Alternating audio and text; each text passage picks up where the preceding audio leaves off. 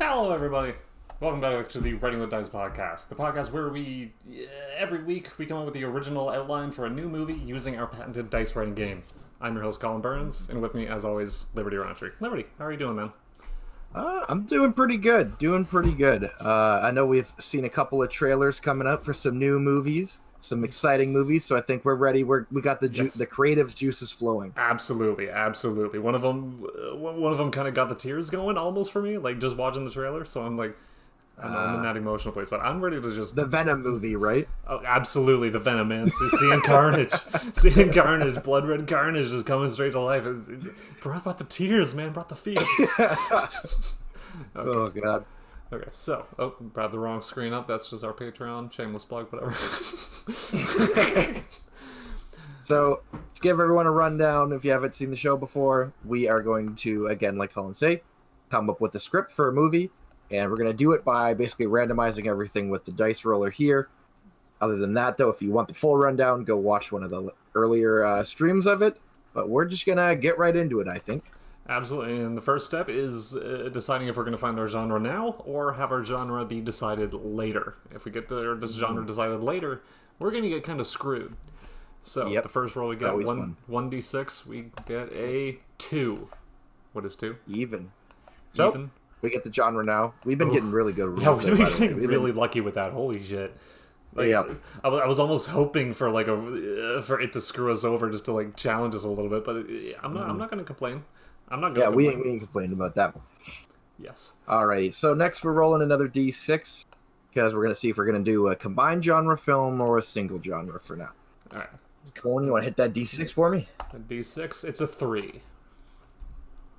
So we get 2 genres. Ooh. Okay. We haven't been getting a lot of those. I'm excited. Yeah. Combination genres. We get to mix it up because we could get looking at the game here. We could get some really mix here because I did add. Because we could end up with like a comedy, post-apocalyptic something. We could end up with some kind of like historical musical. That would be difficult. Everybody loves historical musicals. You know, we'll just make Hamilton too. Oh, Electric Boogaloo. Okay, so the first one we get, the first one is a 2. What's 2? So it's 2 is a drama. Ooh, so we got to tug at some heartstrings with this. Something serious. We're getting serious this episode. We got no hijinks, okay? Absolutely no hijinks, no nonsense. We're gonna put DiCaprio in here somewhere, so that's the. Absolutely, we're going for the Oscar with this one. We are going for the Oscar, and the second genre that we have to go with is 8. What's 8? 8. Historical drama. Ooh, okay, that works. That absolutely works. So we have to pick some kind of. We'll end up having to pick some kind of time period, and it'll. Well, going into what we've talked about, just between you and I, we've been talking about the Oscars a lot because the Oscars just happened. So I think a historical drama is a great chance for us to try and crank out an Oscar bait movie. You know? Yeah, absolutely. Like, I agree. We're gonna not worry about really the story too much as long as the story makes somebody cry and is like way too dramatic. Exactly, and we need someone in the movie to cry as well because that's where the great acting comes from. We got to give the actors the ability to flex them, just being able to make themselves cry. That's how that works. Historical drama, Oscar bait. I'm immediately thinking biopic. I'm thinking we pick someone from history. We do something. Idea. We do something. But it's got to be like somebody who like. You know, it's got a cool story behind it. We can really drama it up. We can't do Lincoln. Lincoln's already been done. Yeah. A lot of the historical people have been taken, like the ones that you would think of, because you're probably going to think of like, what characters do I know? Oh, from that one person who had the biopic made about them. Fucking Howard Hughes. Fucking none of those are coming to mind for some reason, but you know. For biopics, Winston Churchill's been done a couple of times. Pretty much every president who's noteworthy. Yeah, that's true. All of the good presidents. Yes. Okay, so now we get our first wild card. We got to roll 1d20 for a wild card. What do we get? All right. So how are we gonna mess up the script to start? 20. Shit. 20. All right. No. So we got to roll another d20. If it's a 1 to 17. Yep. If it's 1 to 17, we pick our own wild card. 17 to 18, chat decides. Sorry, 17 to 19, that should say. But if it's 20, if it's 20, we have to roll again, and then we have the chance of like losing everything. That's fine. Yep. That's fine. That's fine. Rerun 11. Okay, 11. That's good. That's good. All right, so we're gonna pick one here. We get to pick a wild card. I mean, I really kind of went wild, with the wild cards. So what are you thinking for our historical biopic? Okay, well, we're going. I'm looking at the stuff here, and I feel like we could rather play. We can really funk it up, or we can try and play into like the Oscar bait of it. Well, I kind of want to challenge today, so I feel like we could fuck it up a little bit. What would fuck us up here? I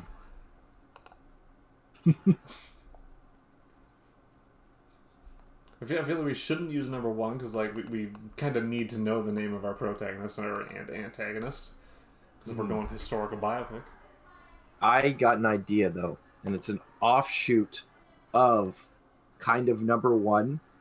Okay. And one of our other ones. So we have one where we completely rip off a random movie script. Yes. I say we try and randomize and get a random historical figure. Okay. I'm saying we completely fuck it up and we try and I don't know if there's anything for it, but we're gonna try and just get somebody from history that it's randomly picked, and that's going to be what our story's about. Okay. I don't know how well this is gonna work, but the first what about the first we open Wikipedia and the first and like the closest famous historical birthday or something. Okay. I'll get that. Let's see, we got Boeing 77. Okay, so yeah, I'm also opening up Wikipedia here. On this day, I'm looking for. We're looking for somebody that we both got some knowledge on. Okay, I just saw someone I vaguely know, but not that well. It's Katharine Hepburn. I see that too. I don't. She was Audrey Hepburn's mom. And she was an actor in her own right. That yes, that's true. That sounded like a diss. Yeah, I'm gonna click random article in Wikipedia until I get somebody. Okay. That I know of. Wait, where's that? Where's random article? How do you? Oh, there it is. Okay, I'm gonna see what I get. Gary, Newfoundland, Labrador, not a place. Franklin. What the fuck? Who the fuck? I just got Franklin Ellsworth Hamilton in Pleasant Valley, Ohio. What did Hamilton do? Oh no! He was an American bishop of the Methodist Episcopal Church. Oh god, you know how many fucking articles we're gonna have to go through just randomizing this? I don't. We'll give it a minute. If we don't get it, we'll go to something else. I don't know who this person is. I keep getting people with like barely an article to them. Yeah, that's how many fucking articles there are on Wikipedia, man. It's kind of crazy, honestly.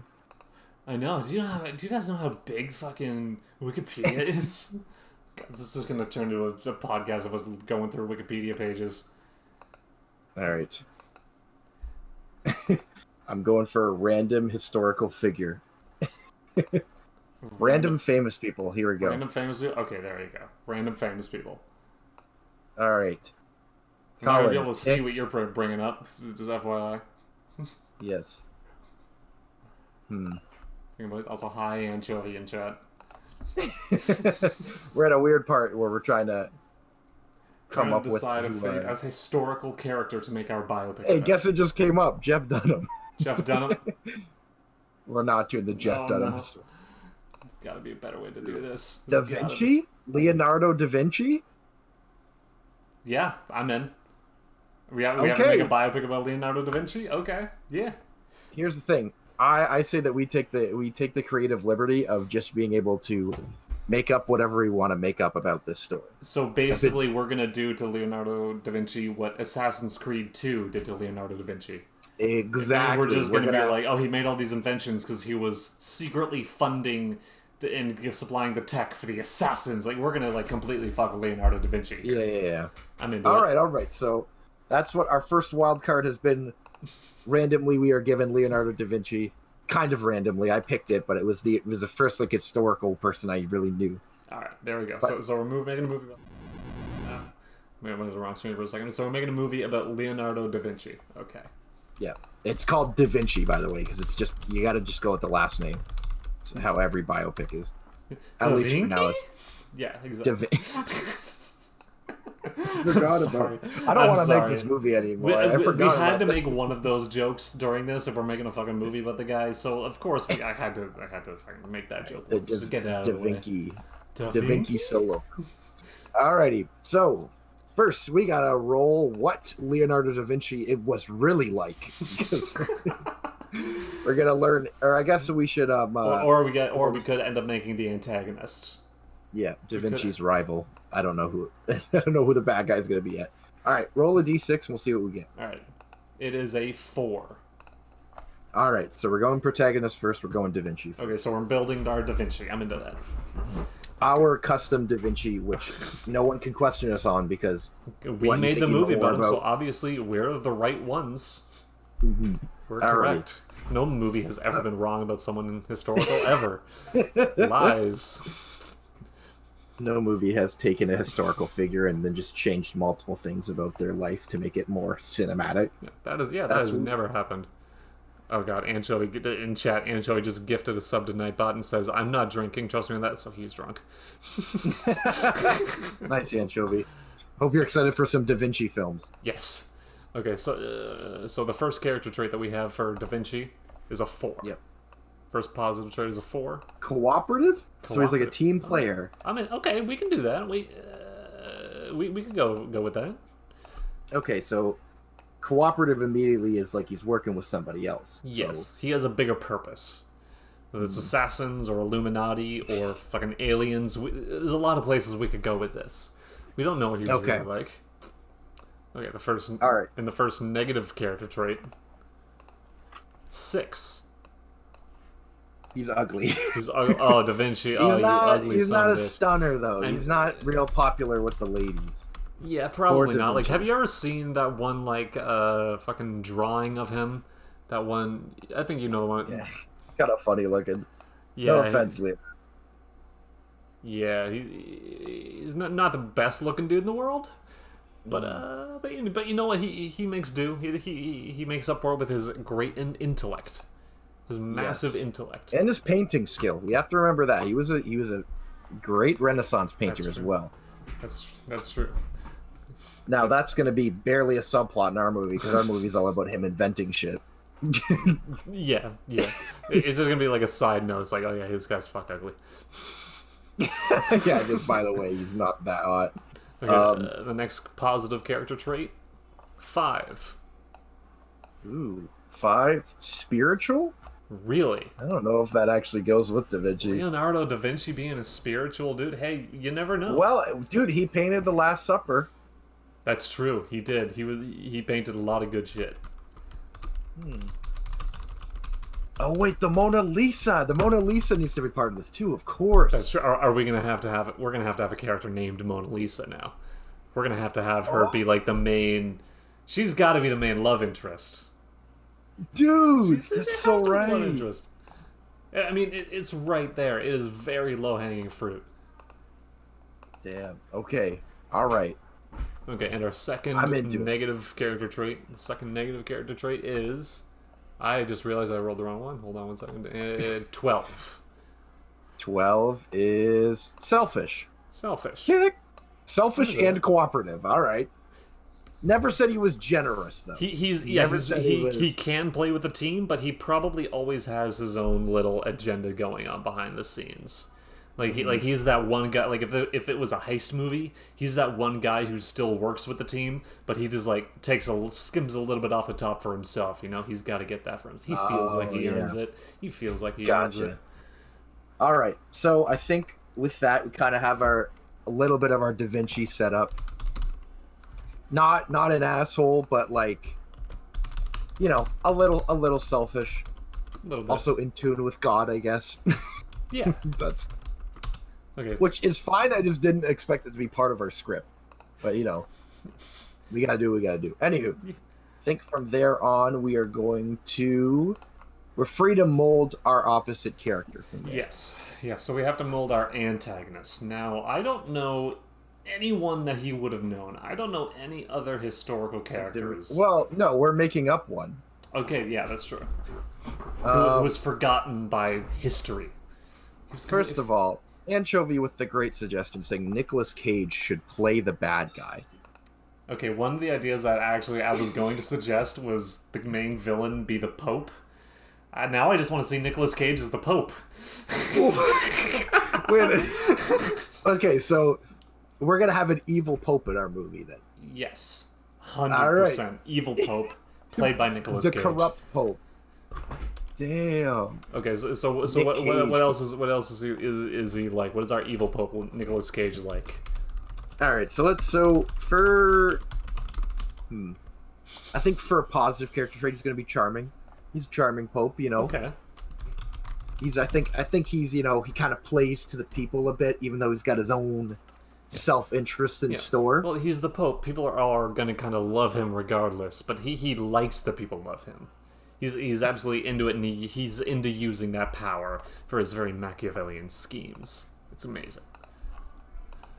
And to kind of counterbalance... Do you think there would be controversy about making a movie where the Pope is the bad guy? There's literally a whole show about it, that Jude Law show. Fucking... Is there? Yeah, Jude Law plays a Pope, and he's just like a piece of shit. And he's like super fucking like evil and like pulling like Frank Underwood shit. All right. Is it based off a real Pope, or is it just it's just historical. Or it's just like, what if the Pope that got replaced a few years ago was an American who was an absolute piece of shit? What's it called? Oh my god! Oh, hold on. American Pope. Jude Law Pope show. It might actually be something like The Young Pope. The Young Pope. All right. Yes. So okay, since we're making stuff up, we won't pull from any actual popes. He'll be Pope something. Completely original Pope. Completely original. Our own custom-made Pope. Okay. What's his Pope name? Because all the popes have those like holy names to them. What is Pope Nicolas Cage's name? Pope Nicholas. It's perfect. It's perfect. Wait, what about Pope Nicolas Cageus? Cageus is like spelled different. Nicolagius. Nicolagius. Yo. Pope Nicolagius the First. First. Okay. Because he thought there was going to be others. He thought he was going to be the first in a whole line of Nicolagius. What if he like usurped the Pope throne? That actually is an actual thing. I don't know how much you know about the history of that, but there actually is. I know that popes. The Roman Catholic Church is really messy and a lot of not great stuff. There have multiple times in actual history, real life, there have been other popes who have said that I'm the real Pope, God chose me, and then another Pope is like, I'm the real Pope, the God chose me, and like it has caused rifts in the Vatican and shit like that. It's happened. Okay, so that's what we're gonna do, is that Pope Nicolagius the First, and trying to usurp the throne of the Pope, basically. What if we say he like successfully did? Yeah. Okay. Yeah. So yeah, he is the Pope. So he successfully did Pope. that. And I feel like Leonardo Da Vinci, played by DiCaprio. Yeah. Played by DiCaprio, just to make things less confusing, but also more confusing. Yep. So he's got to be fighting against Pope Nicolagius, who has recently usurped the throne. But Leonardo Da Vinci, he knows a real good Pope, the person who should be the Pope, the legit Pope, and he's trying to like help him behind the scenes shit to trying to get the Vatican back in order while not letting the people know. Because if the people know that shit's going wrong in the church, like, oh, the guy who just became Pope is actually a fucking evil supervillain, they're gonna lose all their fucking medieval minds. So it's gonna fuck me up the entire time. Da Vinci's homies with a dude that he thinks should be the real Pope. Yes. Again, and we're not using a real Pope. We're making our own Pope up for that guy too. We absolutely are. And then, so he's gonna help this guy take down Nick Cage Pope with the help of his female friend, who he has feelings for, named Mona Lisa. Yes. So that kind of rounds out our cast there. We have the good guy buddy, good Pope guy, and Mona Lisa. Those are our characters. What's his friend's name be? Like Ezekiel or something? The good Pope? Yeah. Pope Ezekiel. There you go, Ezekiel. Good Pope. The Good guy Pope Ezekiel. sounds like an NBC show. kind of. I'm the Pope Tato. Okay, so I feel like we have a good couple character traits there. So I feel like the next step we gotta take is we gotta do another wild card. We do. We're on to another wild card. All right. Fuck it up. Let's go. Another wild card. Gonna roll a d20. That's fucking go. 16. Oh god, what's 16? 16. What's what 16? would Tarantino do? Quitting this bitch up. Oh no. So it is a violent. No. Why do I really drama. want to see a Tarantino movie about a pope now? The pope just walks with Leonardo Da Vinci in it. Yes. He would 100% do that too. Like Tarantino would 100% do that. Damn. All right. So we're gonna have to Tarantino it up a bit. There's gonna be long talking scenes as well as violence, as well as the scenes of massive gratuitous violence, in which I have no reason for this. There is absolutely no necessity for this, but I kind of want to see the Pope, like the good guy Pope, mowing down a whole bunch of like evil cardinals with a samurai sword, because that's what Tarantino would do. Yeah, I obviously wasn't on board until you said samurai sword, and now I'm so on board it's ridiculous. Exactly. There's no reason he has a samurai sword, but he has to have it. Well, the cardinal. Okay. Oh my god. So if there was any question that we're going to hell, we're going to hell. Like there's no question after this shit. After we write this, there's no way we're not going down. We're not going to hell. So I think first thing first, when we Tarantino this thing up, we're going so far away from the actual history of it, because that's what Tarantino would do. So Leonardo da Vinci is an inventor / gunslinger who's invented his own six-cylinder flintlocks. I'm into it. What else has he got? He's got that. He's also got his like inventions and stuff. So he's got like a grappling hook. And he's like Batman basically. He's like the Batman of the Renaissance. What you got in your Vinci belt, man? Just has like this utility belt around him. Shit. Oh god. The Ezekiel has a really big cross that just looks like it's this normal cross until eventually he pulls a sword out of it, because it's actually just a holster for his sword. Okay, perfect. And Mona Lisa, who is probably what would we make Mona Lisa? So we got a cowboy, a samurai, and we need something else. She would be something a little bit different, because she gotta have that like I can kick ass with the men moment. She's gotta like ride a horse and like use a spear or something to just like shish kebab a whole shitload of dudes. Hear me out here. Okay, I'm listening. Spellcasting. Oh god, we're really going away from the from the historical part of it. Yeah. Is that too far? Is that too far away from the historical? Like we're stretching the limits of the technology. We're going spellcasting and shit.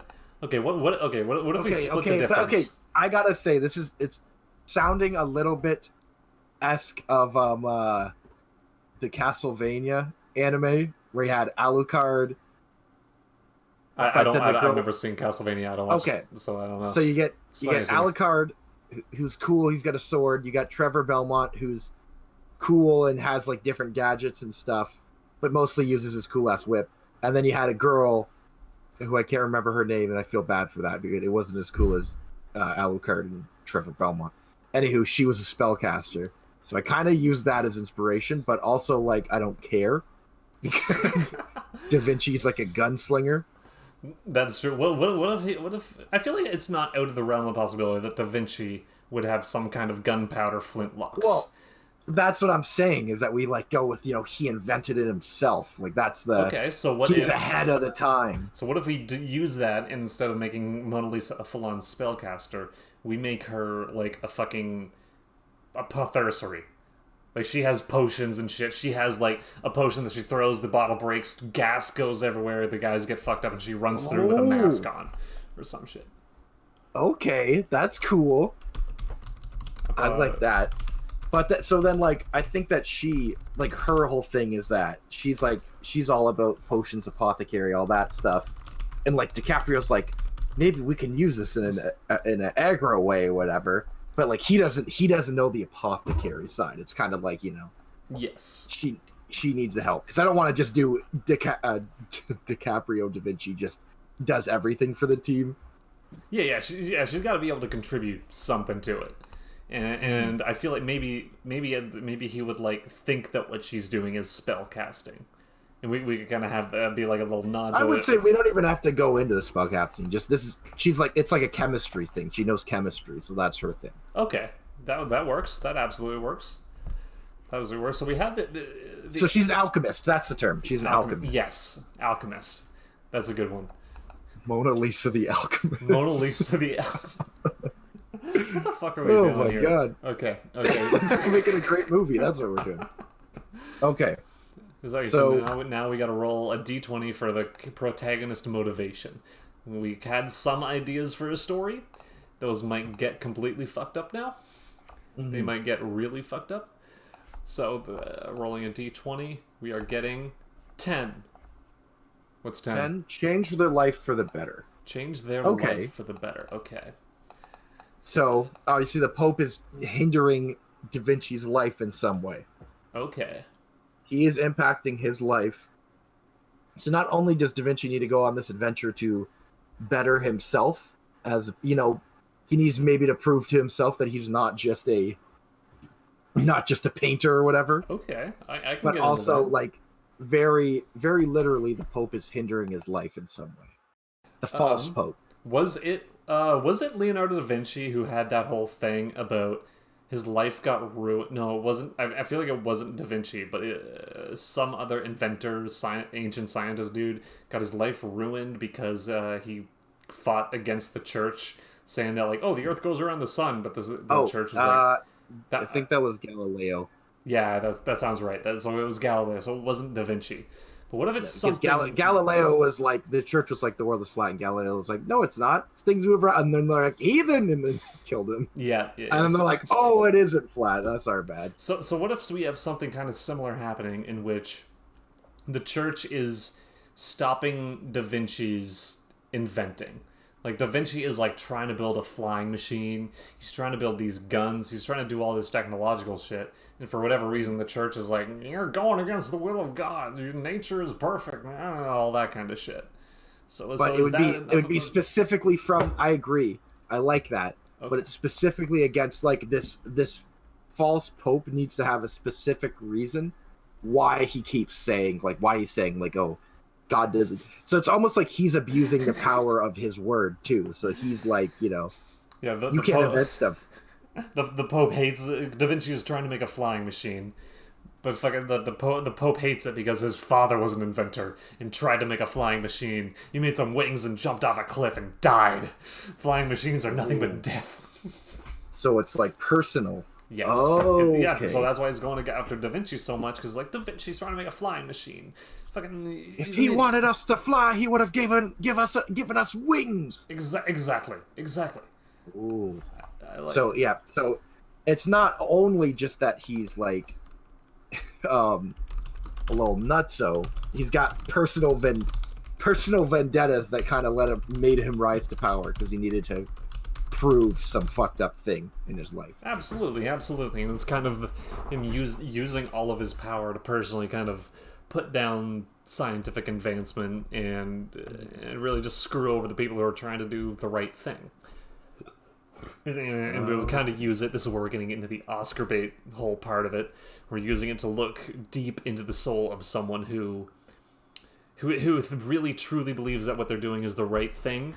And with all the evidence around, it looks like they're doing the right thing. But the power is going... The power is completely screwing with them. So we see his little rise to power. He's already the Pope. I don't know. Sorry. Did you hear something right there? I did not. Did not? Okay, sorry. I'm getting a little like audio alert, and I don't know where it's from, and it's freaking me out.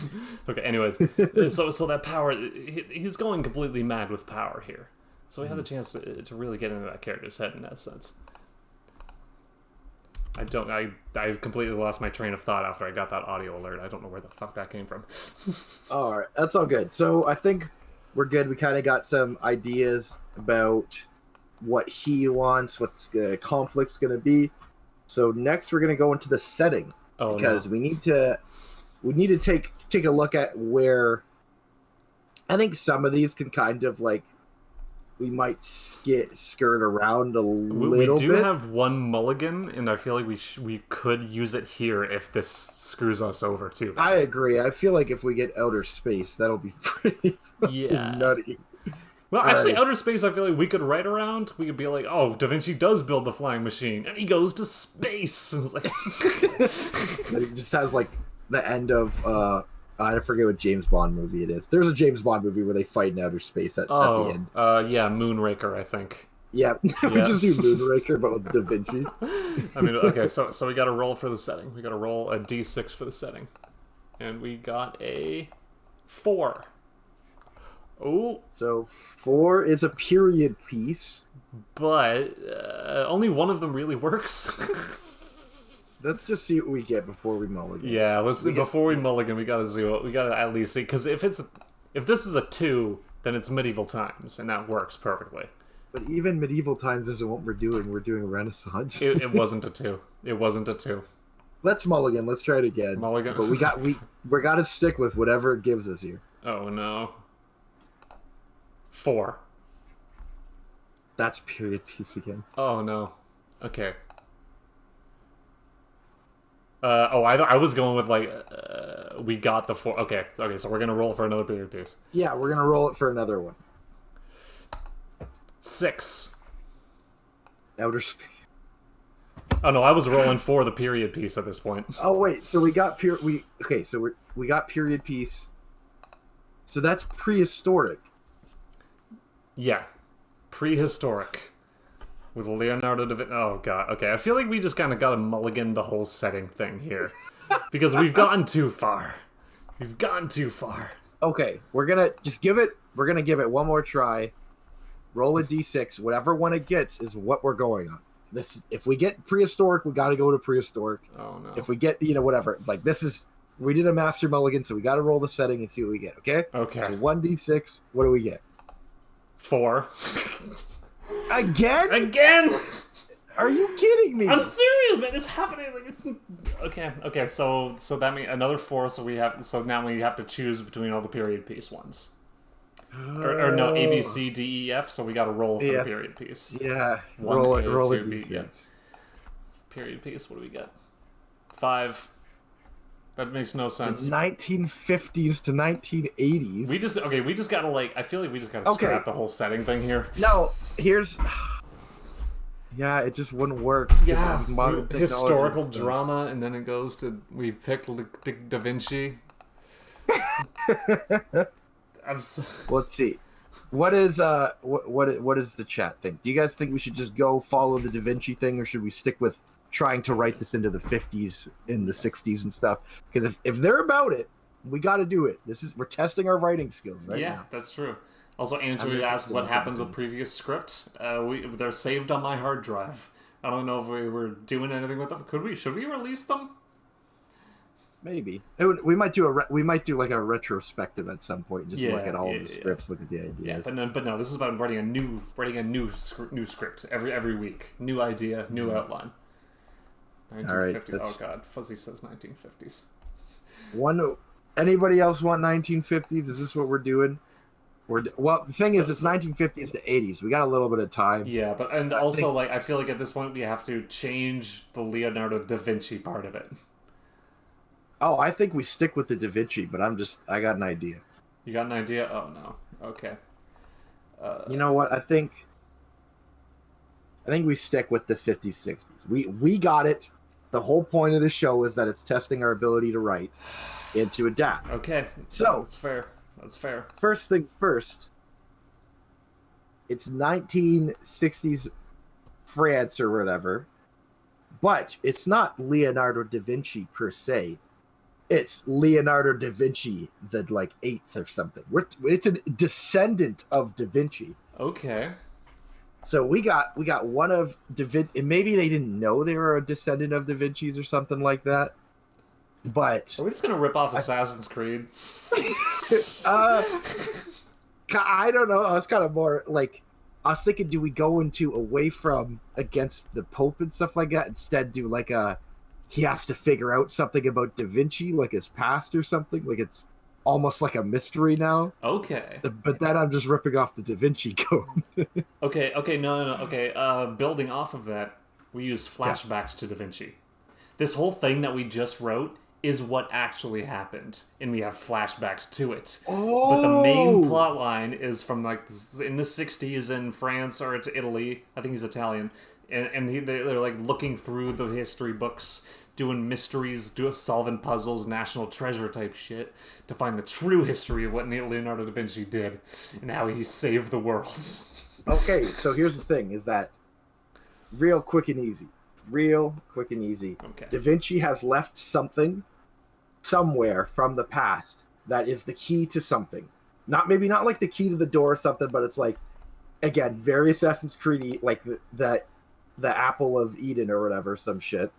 Oh, like, you know, we got this big thingy that's really important. DiCaprio's hidden it somewhere, and his great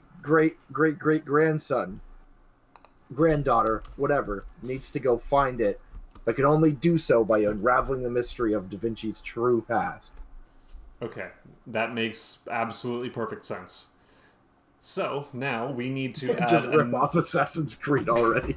Basically, we're doing it. We're working on it. Okay, we're going to try and make it different. All right, we're trying to differentiate what we're doing from Assassin's Creed. Okay. So we got our Da Vinci crew, but they're all minor characters now. Yes. We don't need to like flesh them out per se. We now need to flesh out who our actual characters are.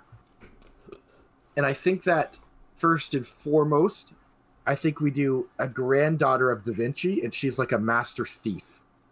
I'm into it. She's in the 60s, and she's like a thief that does like all this stuff, but then that's also like thief, adventurer, kind of Nathan Drake vibe. Okay, what's her name? What sounds cool with Da Vinci? Dina Da Vinci? Or starts with an L. No, we gotta do starts with an L, because like Leonardo Da Vinci, we gotta do Lisa Da Vinci? Like Mona Lisa! Oh! Ooh, okay, there we go. Lisa Da Vinci. Lisa. Nice. Lisa Da V. We got it. Lisa Da Vinci. Da Vinci. Master Thief, badass, going after the Macguffin. Okay, and who's the antagonist here? Like, who would be trying to stop her from getting? Oh god, we really are. Obviously, it's the descendant of the Pope dude. Oh, the descendant. And he thinks that he's the one true Pope, and he's trying to get to it first because it'll prove that his ancestor actually was the Pope, and that he's a descendant of the real Pope, and he should be the new Pope. Just a crazy dude who's like, I'm the real Pope. I can prove it with this gem. And also, by the way, both him and both the ancestor, old Pope, and the young guy are both played by Nicolas Cage. Very important. Of course, yes.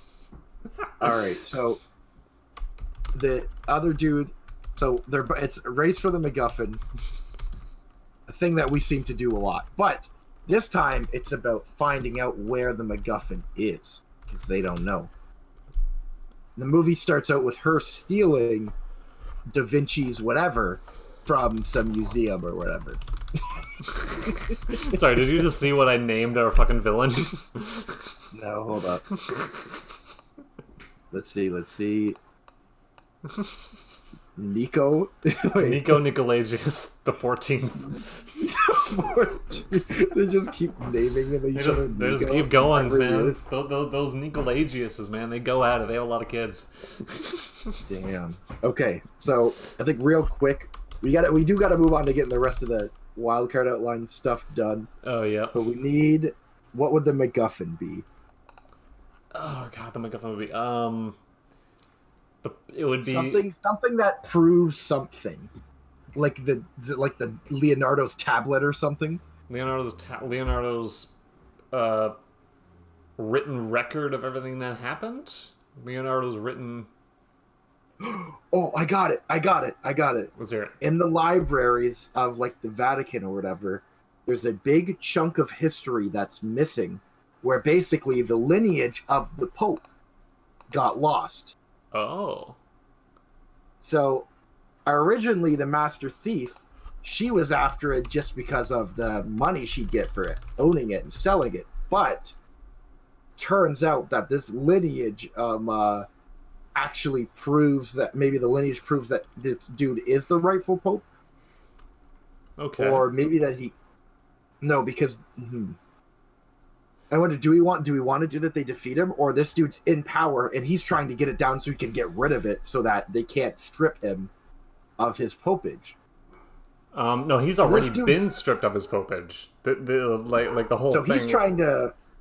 He's trying to return himself to being the Pope. Yes, yeah, he's trying to prove like, oh, great fucking however many greats granddad was a real. I am the ancestor of the true Pope. That's what he's trying to do. Okay. What if he thinks that that will prove that he's the real Pope, but in the end it actually reveals that he was the false Pope, and that it's actually like, no, dude, you're not the real Pope. And then he's just like, liar. That works. That absolutely works. So what do we call this thing? The proof of it's something like knowledge that reveals a lineage of the popes, because at some point in the Vatican it's just there's a blank space where you don't know, where just a new pope was there and you're not sure when, but you do know it's around Da Vinci times. That makes sense. And Lisa Da Vinci is originally trying to steal it just because it's fucking gonna be worth a lot of money. She's breaking into the fucking Vatican to try to get it. But then she also learns the story of her ancestor Leonardo da Vinci, and then also what this knowledge actually means, because it disrupts everything in the church. It's about getting the word out to the people. So yes, the one dude wants it to prove that he's the real Pope. The church wants it to destroy it, and she wants it to release it to the people at the end. She's like, I need to get this out to the people, regardless of the money or whatever, so that everybody knows. Okay, so the church is like a secondary antagonist, kind of going after both Lisa and Nico. Yeah, I'd say that the church originally assists her, but then it's revealed the church's true intentions, and then it's like, so like maybe they let her in and let her look at the book, the space of knowledge, and then encourage her, give her like help her find it, but then they're like, we need it to destroy it or whatever, and then she's like, no, I gotta run. Okay. So then that works. Nico kind of just goes crazy, but the church is like tactically trying to stop her. But okay, would that betrayal of the church? Are you imagining that being the like around the inciting incident, or are you imagining that's that being the twist? The inciting everything leads up to her bringing it to the church, because that's what she believes is the right thing to do because of what the church had said. But then and basically there's somebody of the church, Nico and her are all like in a standoff, where it's kind of revealed then that the church is going to destroy it. And she's like, you can't destroy it. And then it's like, you don't understand what this does to the lineage or whatever. And then it's like a 2v1. And like, not a 2v1, because Nico's still kind of crazy and doesn't like the church either. But it's like, that's like the climax almost. That then she needs to get away and get this knowledge out. Okay, I like that a lot. Very climactic. Would ruin the... Hey, Ribs, we're making a Leonardo da Vinci movie about the ancestor of Leonardo da Vinci. Also, we're just rewriting everything in history, and Nicolas Cage is in it. So, gonna be a great film, I think. Yes. Okay. Mm-hmm. So what's our next step here? What's our next step? Our next step is 2 more wild cards. 2 more. Oh, great! 2 more wild cards. Great. 2 more wild cards. This isn't going to get messy at all. Okay, the first one. The first of the wild card we get. 18. What was 18? 18. The script is now a sequel to the plot you've already made. Shit. Oh, I was hoping we wouldn't get that one until like All right. episode 10. Oh shit. Okay, so we got to take a look back at the other two scripts we've done, and we got to make this a sequel to one of them. So we should have saved our goddamn mulligan. Hey, we can work with this. We can absolutely work with this. We got okay. We have our 2 episodes so far have been Trouble in Taterstone, Yep. or Azrael and the Gates of Hell. I feel like it's got to be Trouble in Taterstone. So, but how is this a sequel to? Okay. I'm just gonna take a quick look back at some of the Because that one has Merlinian magic in it. Yep. And the other one is Skyrim. Yep. We gotta turn it into a thief heist movie against Nicolas Cage. Okay, I'm looking at the Trouble in Taterstone, what we have written down for that. I'm seeing the character Myrtle the museum clerk. Do you remember her? Yeah. Oh, this works perfectly. This works absolutely We do a perfectly. prequel. The Death Stone. Okay, so so this is a prequel about Myrtle the museum clerk and how she got the Death Stone, aka Rocky the Blue Rock. Oh. Okay. So we have to work in the Death Stone here. This is now a Trouble in Game of Thrones is back. All right. Okay. Perfect. Okay. This is perfect. This is amazing. So why are the stones part of? We don't need all the stones to be a part of it. We just need one. We just need one of the Eternity Gems. Oh my god, dude. Okay. Let's hear it. You're excited. Let's hear it. Okay. Okay. All right. Okay. Instead of the girl being an alchemist, she is a descendant of Merlin and now is the keeper of the Merlin stones. Fucking brilliant. Absolutely fucking brilliant. Absolutely and part brilliant. of this is Mona Lisa, by the way. Mona Lisa Merlin. She is being hunted by the Pope, who wanted. Okay, so it's not the history anymore. The evil Pope wanted the Merlinian stones, but Da Vinci put it on himself to protect her with the help of Ezekiel. Yes, absolutely. Perfect. It gave us a perfect plot device. The history of why they're now Nico is trying to unravel the mystery to get the stones, but so is this girl to get the stones. Myrtle, aka Lisa. I get her name has got to change now. Myrtle the museum clerk. Lisa Myrtle Da Vinci. Oh god. She starts going by her middle name when she moves. Anywho, she now is going after the stones that are hidden. And Da Vinci and them hid them because they're too powerful for any normal mage or whatever. Oh god. Okay. So is that the so Nico's going after him too to be as powerful as his dad once was. Yes, as his ancestor, the fucking evil Pope. Yeah. Maybe that's how the fucking evil Pope got to power. Is he got the power of the one fucking of the Death Stone, the Eternity Gem. Something. Yes. God. Or maybe he just got to power by being usurping, but he wanted the gems from. That's probably better. So, that's probably better.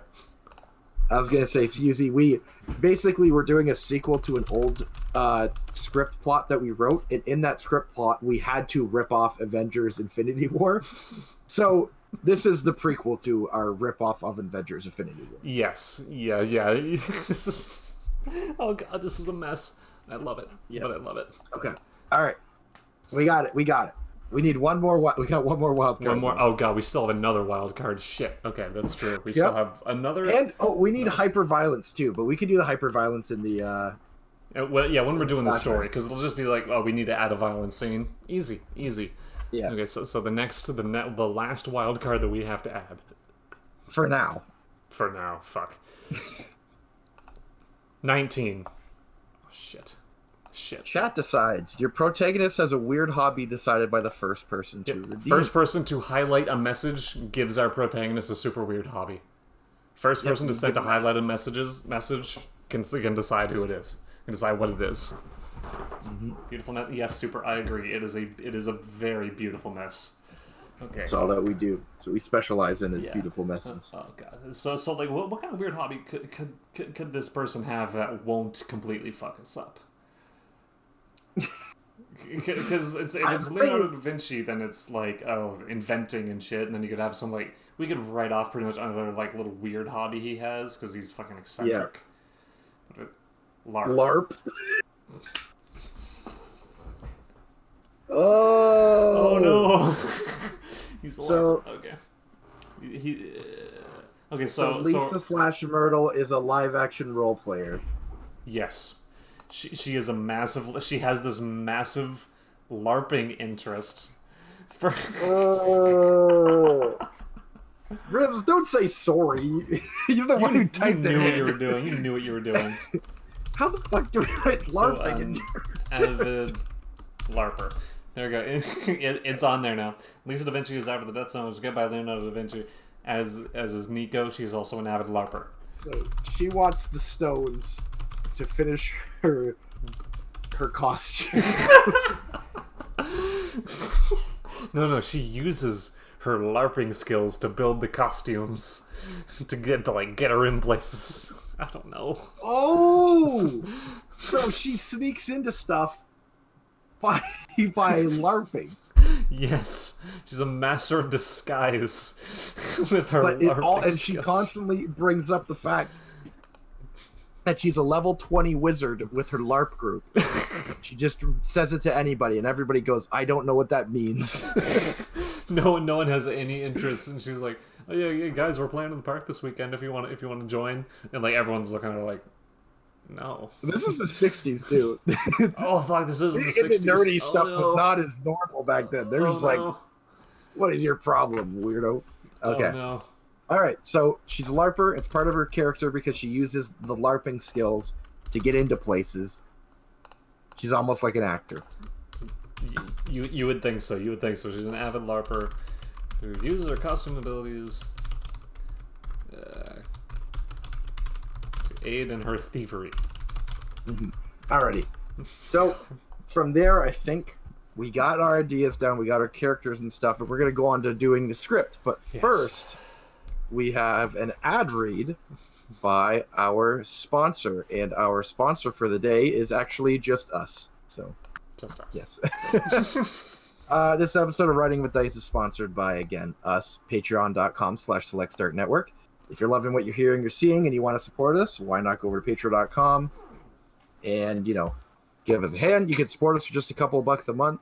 Or we also have a $1,000 level. Yep. There was one level so that inclined. was a whole $1,300 Canadian dollars a month. Up to you. If you want to see all of our shows live and uncut and also get a discount on the merch store, you can sign up for the live and uncut tier for only $11.50 US, and I believe that's around $15 Canadian. But on there we have our weekly podcast. We have all of our post shows. You have the post show for Writing with Dice that we do. Even if you can't help us out by paying for the Patreon, it's totally cool, and we understand. Just by sharing, liking, and supporting us on social media is all we can really ask for. We love all you guys, and we're happy that, you're part of us kind of rebooting everything back together. And again, even if it's not Patreon, if it's just watching the show every week, giving us a like, giving us a follow, we appreciate everything for it. So, that is our sponsor for the day. Thank you guys so much. Now, getting into the actual story. This story. Actually structuring this absolute madness. Well, should we get a little bit of casting done first so people kind of have ideas? Okay, I'm into that. All right, so let's get our Myrtle Lisa Da Vinci. Or Lisa Da Vinci. Who are we putting as young Myrtle? Because I don't think we cast an old Myrtle. We just had an old lady, but we need a young Myrtle. Who's like young, it could play like a thief, A young kind of badass, can be able to lead the movie. Can contend for the Oscars, because like we said in the start of this episode, we're going for the Oscar with this one. Oh god. Charlize Theron. Sold. I love All Charlize. right, She is okay. legitimately one of my favorite actresses. So absolutely, Charlize Theron. I thought Nick Cage was Myrtle. Nick Cage can't be everything, guys. No. Nick Cage is Nico Nicolagius the 14th and the original Pope Nicolagius the First, both played by Nicolas Cage. So Charlize Theron is the main character. Nick Cage is our antagonist. Who would be? We need a solid character for like the church person who's helping them. Church person. Okay, I feel like this might be phoning it in a little bit, but we need like somewhat intimidating, smooth-talking European person to come in and just kind of be villainous. But like kind of helpful at first, but then in the end, kind of bring back that'll be kind of tough. So they have to be able to play the like warm and inviting, like helpful, nice, inviting, but then also be able to flip the switch a little bit and be evil. Who are you thinking? This is kind of a weird suggestion. Okay. Antonio Banderas. Really? Antonio Banderas? He's obviously a charmer. We all know Antonio Banderas is a charmer. But I think he could have that moment of like, okay, but seriously, we need it now. I like that. Antonio Banderas, known for like his pulp action movies, but I think he was nominated for a bunch of stuff for a movie he did a couple of years ago. And the guy has like aged into like a solid actor, I feel like. So you like it? Antonio Banderas? Okay. I like it. All right. Also, this is like a new character too, so we need to have. Yeah, we need to introduce this new character. So he's a member of the church that's helping out Lisa with the adventure, but ultimately wants the gems for the church itself. Yes. What do we got to name this guy? I feel like he's got to have like some kind of somewhat sinister name. Just something like Mr. Something. Or Cardinal something. Or he's got to have like something church related, but is somewhat kind of brother or something. Brother Banderas? What about Perez? Perez? Brother Perez. Brother Perez? Okay, I'm into it. Brother Perez. Brother Perez, an associate of the church who are after the Death Stone. Yeah. Their own. Well, they're after. This is for all the stones. Myrtle's getting all of the stones. Oh, we're going all the stones. I think I was. Yes. I was thinking that we were at originally... the end of the movie. She goes to a small town in America and spreads the stone out in that small town, in not a very good way. But she keeps the blue stone for herself and calls it Rocky the Blue Rock. That's my idea. Okay, because it also makes sense why all the gems are really close to each other. Because it was a really lazy job of spreading it out. That's fair. That's fair. Wasn't there anything that in the other script that had it be like it was spread out by Merlin or something like that? Wasn't that something? I don't in the think original? so. No, We just had that they were all there for some reason. They're all in this small town. Yeah. Okay. That's okay, dude. If that movie gets retconned, like we don't care. Are you kidding me? The fans are gonna revolt. Fans are gonna riot. We're gonna lose our entire cinematic universe here. Our box office numbers are dropping, man. Actually, in the Merlin movie, that did not happen. So. Actually. Alrighty. So, going into it, we got the church wants the stones for themselves. Nico wants the stones for himself because he feels he was the rightful pope, which he is chasing for some reason. Yeah. And Lisa at first wants the stones just to sell because it's like, I'll get some money off it. But then she realizes I need to keep the stones away from these people of power. But then for whatever reason, we build up this really awesome character. And at the very end, she just scatters them all in this little tiny small town. Yeah, fair. Very fair. Because it needs to be a prequel. Yes. Okay, so we got to get the actual story down. We got to have our intro. We got to have our inciting incident. We got to have the build up to the midpoint twist, the build to the climax twist, or the fake climax, the climax twist, the real climax, and the ending. So we got to fill out all those kind of points, all those areas. Yep. So let's get into it. Starting off, how do we start our movies off? I feel like we got to start with our protagonist. We have a lot to establish here.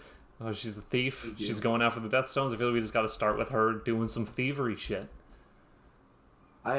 Okay. We start off with a cool badass thieving scene. Yeah. Were you thinking something different? I was wondering if we start with the flashback to introduce the premise of the stones and stuff. That's better. That's a lot better, because if we introduce the give it a little bit of lore to give the context to what happens next, to what happens in the 60s, that works a lot better. Also, see a Fusey's hopping off for the night. Thanks for sticking around. Thank you. All right, so I think we start off with epic battle of Mona Lisa Merlin kicking ass with her magical gauntlet and shit like that, like getting overrun by samurai cardinals because samurai cardinals are a thing. But as she's getting overrun, she gets saved by a gunslinger and a swordsman. Yes. And then it's like all like this cool and she's like, "Who are you guys?" And then he's like, "Name's Leonardo, but you can call me Da Vinci." And then like echoes like cut to like France 1966. Do. And then like, badass thieving scene from there where we introduce this new character. And then she introduces herself to like a guard or something else. It's like, "Name's Lisa Da Vinci" or some shit. Like, it's gonna be so corny now, but we can still get the Oscar. We can still get the Oscar with it. Oh god! Yeah. In 1960s France on a thievery mission. Mission on her thievery mission. I feel like at that point, maybe is she at that point approached by Brother Perez? Is that when like she successfully does the thievery mission, but it turns out that it was all a trap set up by Perez to test her to see if she could really do it. So I think she does. She successfully pulls off the heist or whatever. Gets like some book or some tablet that's leading to another thing, and that's where Brother Perez shows up, and he seems evil at first, but then he quickly he's like, I need your help, and then she's like, "You need my help," and he's like, "Yeah, we seem to have a common interest here." Okay. And then at that point he explains at least some of the true history to like try to get her involved, to get her like, you're Da Vinci. I think that she kind of like says, he's like, "So what do you really know about what you're stealing?" And she's like, "All I know is this is leading me to something else that's going to lead me to a fortune." And then he's like, "Do you know what you're trying to steal?" And she's like, "All I know is, it's got a lot of money in it for me, as it's something of whatever." And then he's like, or maybe like does she know that she's an ancestor of Da Vinci and that's why she's kind of on this quest for fortune? I feel like she has to, her last name is Da Vinci. She has to know. She 100% has to be aware. She can't walk around with the name Da Vinci and be like, "Oh, I wonder if I'm related to Da Vinci." Like, come on. So maybe she's after Da Vinci's long lost treasure for the fortune of it, and then Perez is kind of like, "You don't understand what that treasure actually is, though." And then at that time, Perez basically says, he's like, "The church has money. If you can get this done for me, you'll be compensated. So you don't worry about that." So she's like, "So you're guaranteeing me a paycheck if I can help you get this whatever." And then he's like, "That's correct." So, boom, she's like kind of an ally that's going to help, but she really just has like a vetted buyer. But even her herself is kind of like, "I'm not completely sold on it, but if someone's going to help me get this and they're promising me cash, like, I'll go along with it for now." Okay, I'm into that. That's good. Even from the early on, she's about in it for the money, not about the what's right or the story or anything like that. Perfect. So that's kind of our inciting incident that gets us started. So maybe then at this point she'll have to go to the next part of it. She'll have to go to the next little mini heists, the next fucking the next thing to pull off. And that's when we have to bring in the villain. We have to bring in Nicolas Cage. We have to bring in... So, when he's explaining the story of what it's really about, do we introduce some more flashbacks of our characters here, of the old crew? Yes. Or this would be like, I feel like we would extend the scene out a little bit, in which maybe Perez gives her some access to the Vatican archives and all this kind of shit, and is like showing her around the hidden passages and all that kind of shit.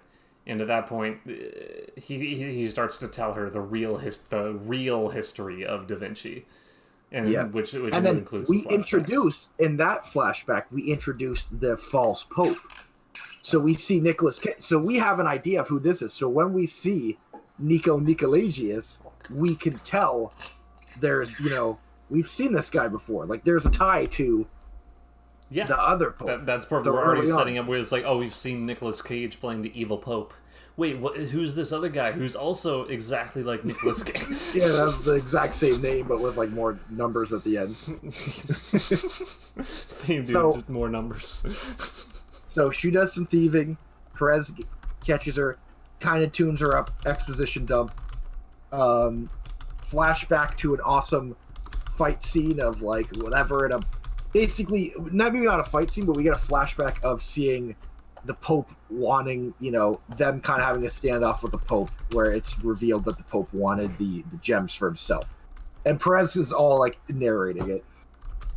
Yeah, this is the thing. We complain about exposition dumps in movies, but like even we need it sometimes. Oh yeah, we absolutely, especially when we're sitting here and we got to get a fucking outline done in an hour and a half. We need just like, okay, exposition dump here and here and here, please.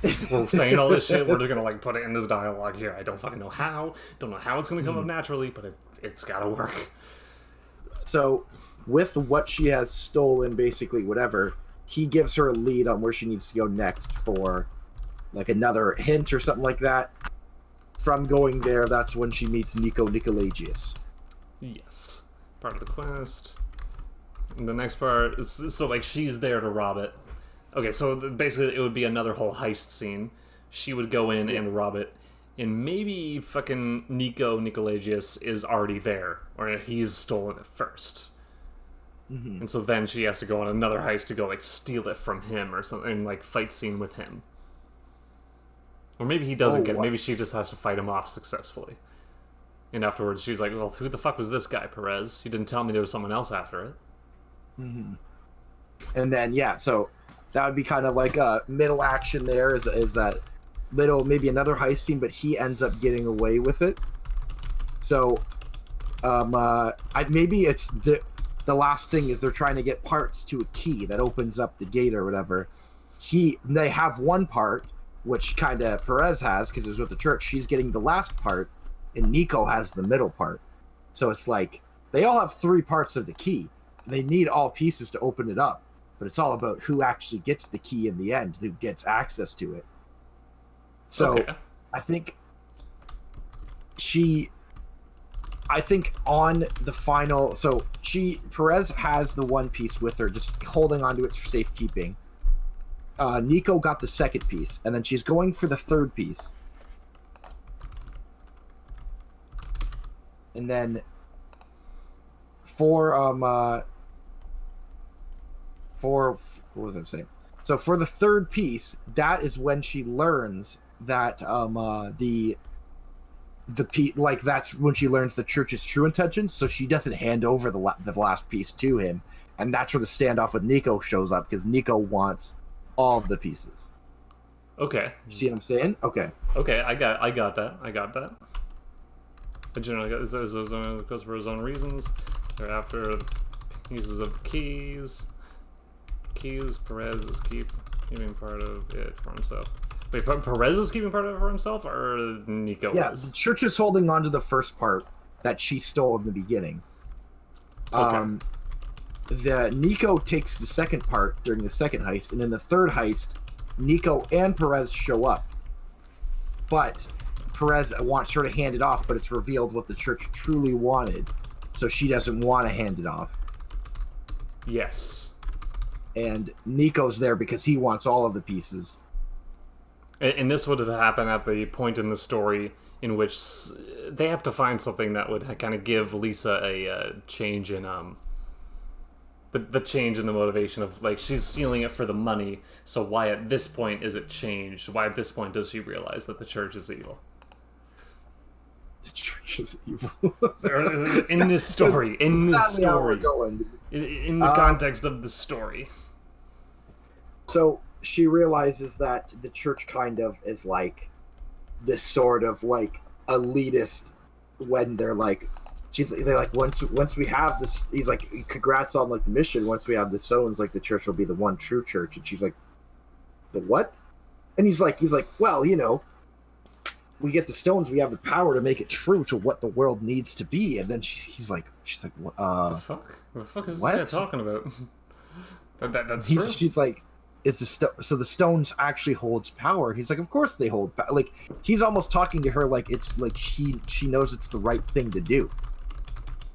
Okay. And then he's like, well, do you want your money or not, regardless of what you think? And then she's like, maybe it's not about the money. I need to stop you. So he doesn't truly reveal what their plan is, but he does at the end, because he's like, it's not a big deal. It's the right thing to do. This is completely in the right, and I think it's completely right. So, you know, thanks for helping us. And she's like, that's not right though. And then he's like, well, do you want your money, you thief? Okay, is at this point in the story, is this the climax turn? Is this the midpoint turn? This is the I think this is more climax, or this is sort of climax area. Okay.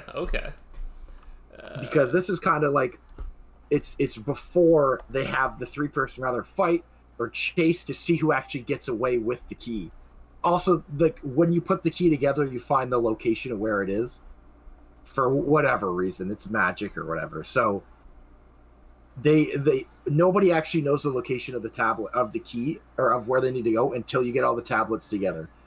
So it's whoever gets the 3 keys actually gets out and gets the stones, basically. Okay, and then so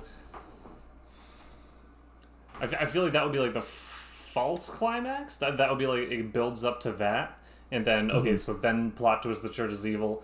Now she has to get the thing to get all the stones before the church does. Yeah. Essentially. Okay, that makes sense. Besides the change of heart, she then has to chase after Perez. What's going on with Nico at this point? Because he's been going after it to prove his ancestry. What role is he kind of playing in this? Because we're kind of left him off to the wayside. Well, it feels like Nico is as much as all of them after the 3 keys, but hasn't had a whole lot of development, has he? Yeah, he has had no development. I feel like we got to insert something here. Okay, if this is the climax, then we have a lot to go. We have a lot to build in here. So, like, after fucking Perez gives her the quest and the exposition dump, and then we have at some point, then there's the next heist. I feel like we gotta have something else in there to build up to the climax.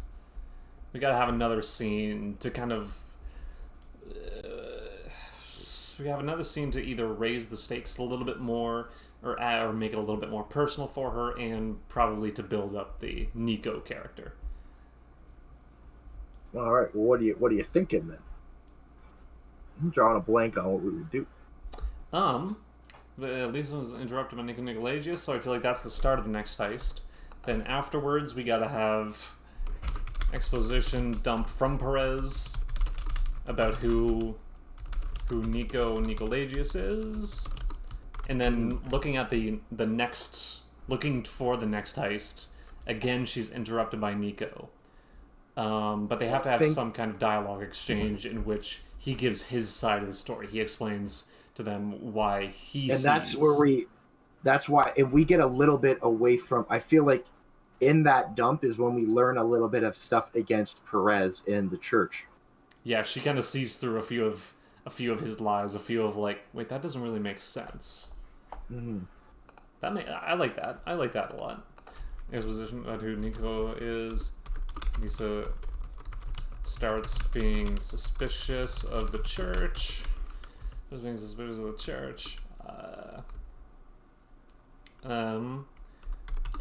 Nico interrupts another Lisa heist. Lisa interrupts another Lisa heist.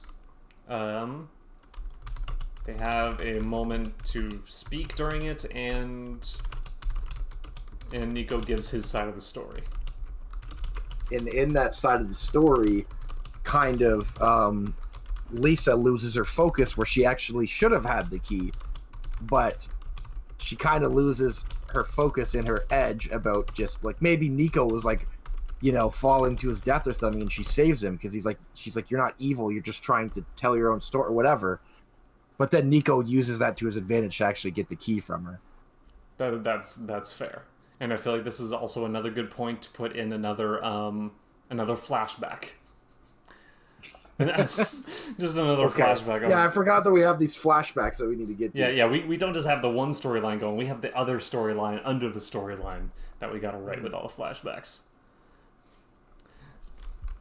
Fuck, I forgot about the goddamn flashbacks. The flashbacks are less interesting now because, well, they're cool because it's about samurai cardinals versus cowboy Leonardo Da Vinci and his crew. Yeah, we kind of got including Mona Lisa Merlin. Yeah, we kind of got the main storyline going, which we're kind of starting to focus on, and we're losing focus on the other one. So we kind of got to like pick one to go with here, or we could go like Assassin's Creed, the key Assassin's Creed movie, make neither of them interesting. But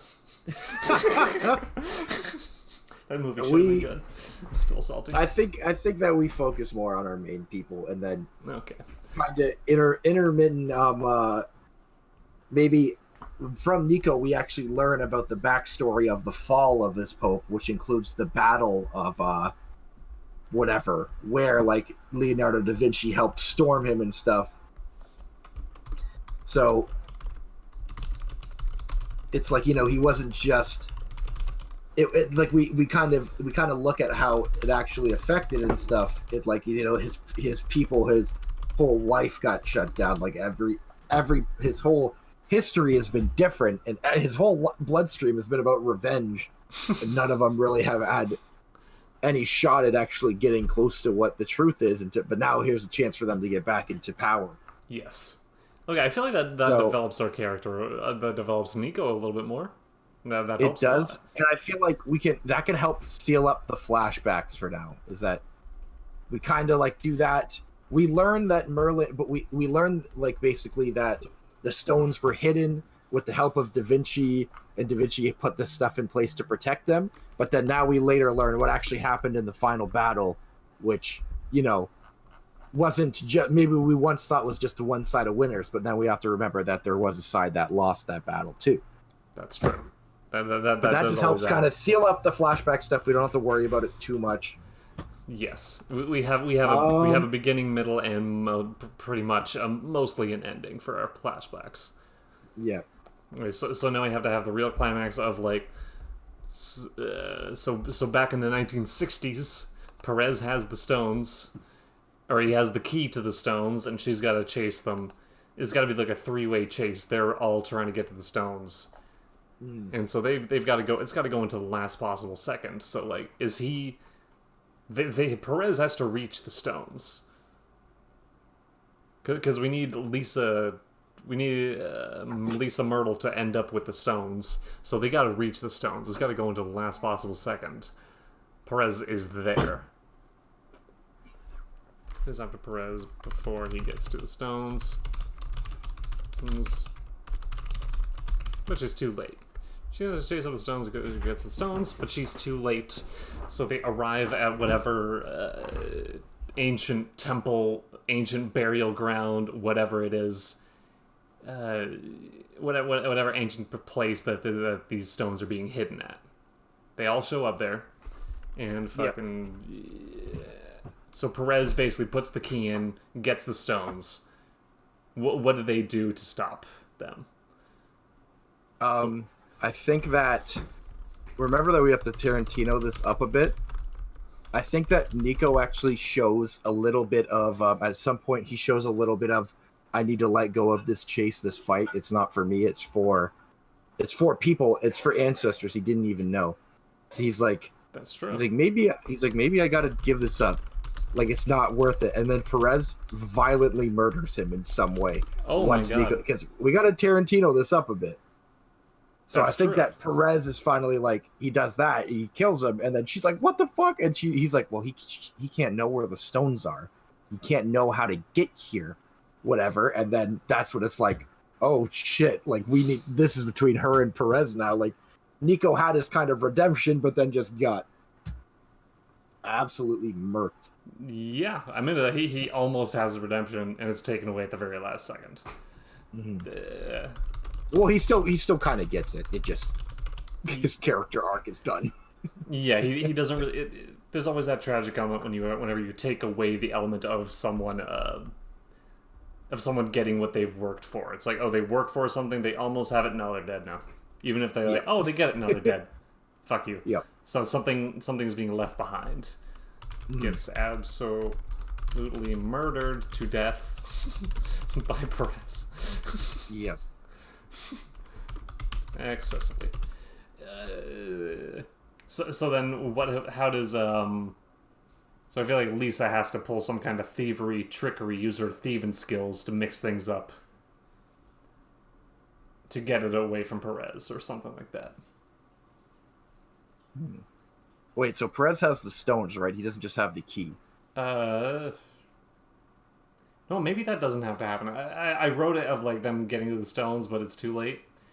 Maybe he gets the key, and then it kind of reveals to everybody where it is, and then Perez has a moment of he needs to be the only one that knows where it is.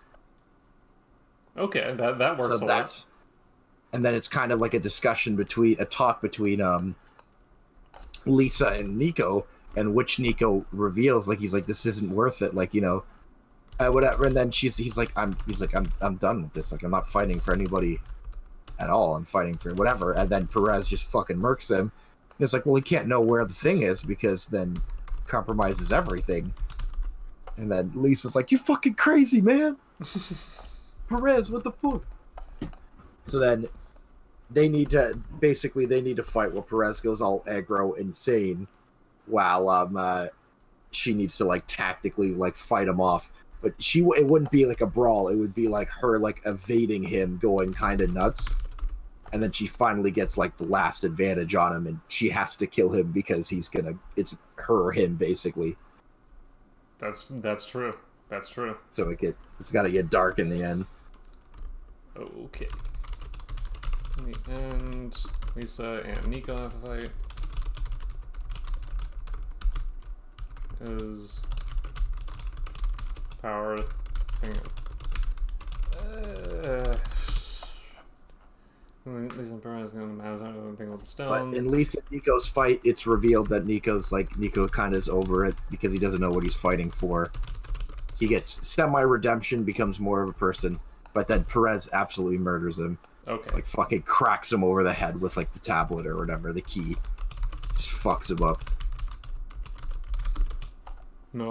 That's more like Neo has changed heart, but then it gets absolutely murdered to death by Perez excessively. Yep. Because we have to Tarantino it up. Yep. And then Perez, like wherever they are, it's like an area where she can hide and stuff. Perez is like, you can't leave here alive or whatever. So then Perez is going crazy, wants to kill her first because he can't just have somebody else know where the stones are at. That's true. So kind of they have like this little thriller brawl where Perez has an advantage or whatever, but she is using her ability to sneak and stealth and RP as a rogue and LARP as a rogue. Her stealthy thief and LARPing skills. Because we can't forget about that. We can't forget about the most important thing about this character. Mm-hmm. She's a LARPer. To kill Perez and then escape. And so I feel like that would be like the ending of it. This might be a little bit too on the nose. Okay. She strangles him to death with a rosary. Yes, we have to Tarantino it up. So yes, it's not just no.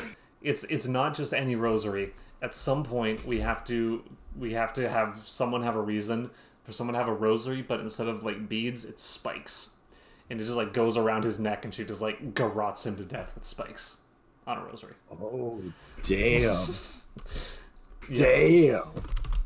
She kills him with a rosary made of spikes. and garrots. Maybe when they find like the last one of the pieces, it was like Leonardo's rosary or something like that. The Mona Lisa's rosary. But she kept on to it, but then she realized that the rosary had a hidden function of it also being a garrote. Absolutely. All right, it works. Okay, so he would invent that. We can say that because who cares? All right. Yeah. And she gets it because she can only use it because she is the true descendant of Da Vinci. Oh, it like pricks her, and then the blood is what opens it up. Yes. For use. For no reason, it makes no sense. Yeah, we just fuck, what is it, Pacific Rim it, where she has just a secret weapon at the end. Yeah, that's fair. I love that movie, but that's fair.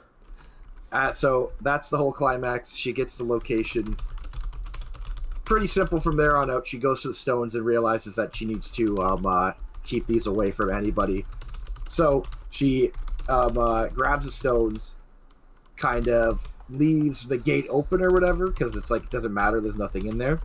And then, for whatever reason, she goes to a small town and scatters them very badly in the small town. Hide them very badly in the small town of Taterstone. There it is. Taterstone. Where she holds on to the Death Stone and calls it Rocky the Blue Rock. Oh god, I forgot about Rocky the Blue Rock. Holds on Death Stone, calling it Rocky the Blue Rock. And there you go. She settles into her life as a museum clerk. Yep. And it all leads to that other one.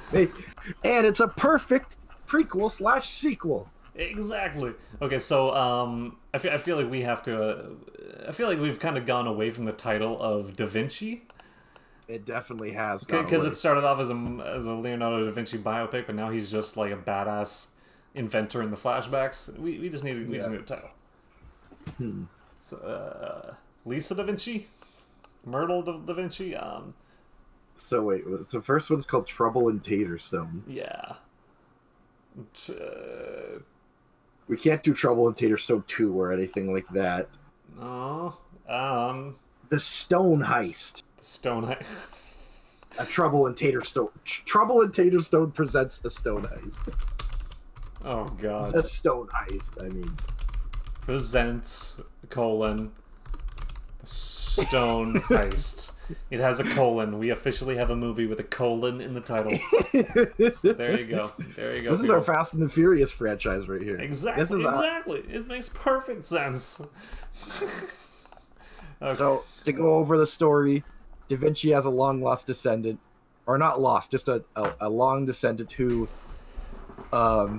is heisting for money, but realizes she needs to heist for good and goes against Antonio Banderas and Nicolas Cage. Yep. In the end. Great team up. This all leads into Trouble in Taterstone, the first one. Also, it's a drama. It's really dramatic. Yeah, it's a historical drama here. We're going for the real feeling. I forgot about the historical part of it. It doesn't feel historical except for having Leonardo da Vinci in it. Yeah, and a fake pope played by Nicolas Cage. Like, Jesus Christ. Yes. This one fell off the fucking rails real quick. As they all do. Yep. But, guys, that's been the episode. Yeah. That was it. We got another one. Another next blockbuster hit on our hands here. We got it. Again, absolute heater. If you guys want to produce the Trouble in Taterstone franchise again, you're all in the right to just 30% each. All revenue, just 60% of the box office revenue has to go to us. Just a measly 60%. If you want to make, sweatshirts about Myrtle, like that's all cool, but 60% goes to us. So like that's it. That's I feel like that's pretty even. Yeah, that works. All right, well, thanks everyone for watching. We'll be back here again next week with another screenplay idea. Probably another Trouble in Taterstone movie, but chances are yes. Hopefully not. Hey, hopefully yes. We got to build our cinematic universe here, man. God. Oh, dude, that's what we do. If we have to make another one, we just do like a different character in the Trouble in Taterstone lore. That's true. We got to build. No, Trouble in Taterstone has got to be our Avengers. We got to build up to it. We gotta build. Oh god. Yeah. So did we just do like? So if we just did Iron Man in the first Trouble Tater Stone, was this like Captain America: First Avenger? Oh god. You know what this sounds like? This sounds like something we got to talk about in the post show. Yeah, that's true. Which you'll be able to see on our Patreon. Exactly. If you guys subscribe, $11 or $15 depending on where you are, and you can see all of our uncut shows as well as all of our fun post shows. Yes, absolutely. Thank you for watching, everyone. We appreciate you all. We appreciate you all. Bye-bye. Bye.